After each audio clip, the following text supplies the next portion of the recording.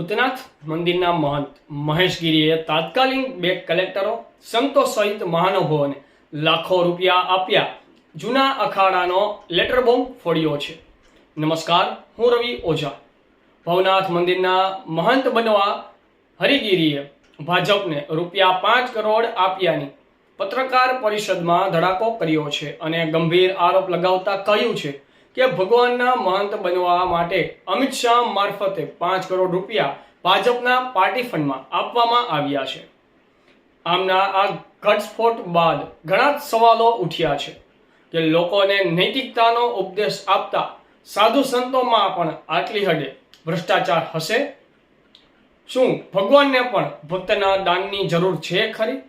ખાસ જો મહંતના પદ માટે રૂપિયા 8 કરોડની લાંચ આપવામાં આવતી હોય તો તે મંદિરની આવક કેટલી હશે તે વિચારવું રહ્યું। જય હિન્દ, વંદે માતરમ।